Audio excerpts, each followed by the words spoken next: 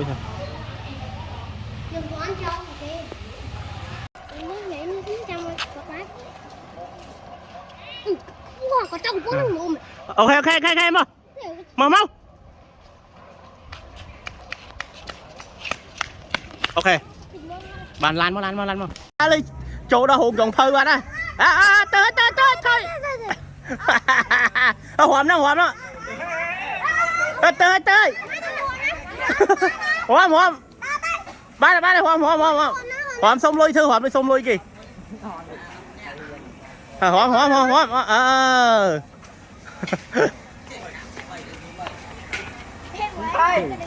Mới lấy chồng gì? Lấy chồng gì à? Tao. Thoát này. Tình nhá. Thoát này ngay đâu như này. Đâu rồi? Cái video ăn. Cái video đi. Hòm á.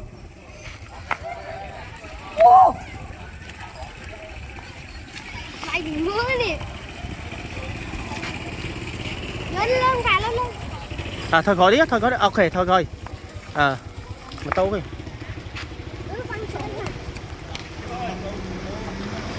Hết ô loạn bốc hơi may lắm. Chuồn ba này. Tao. Hòm vô không? Hòm.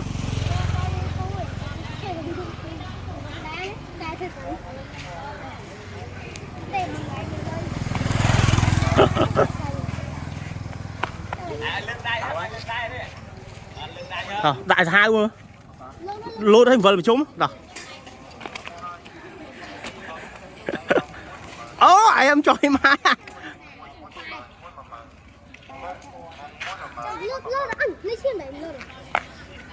Mà cho chăm mấy bút xong mà bông lốt.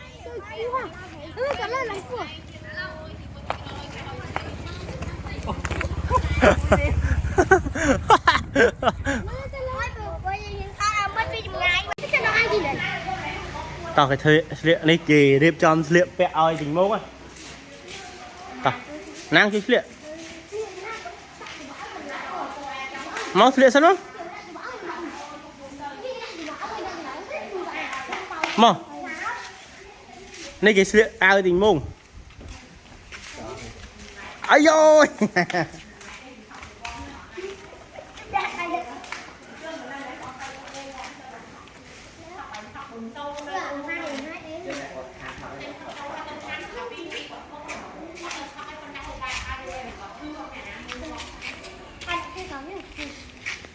Nó bật leo rồi.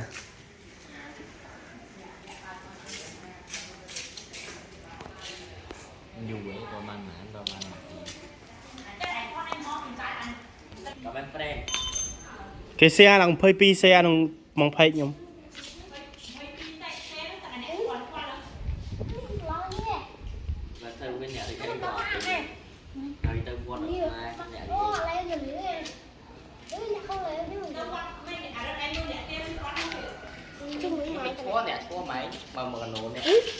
Tôi vớt để xe ai chởn.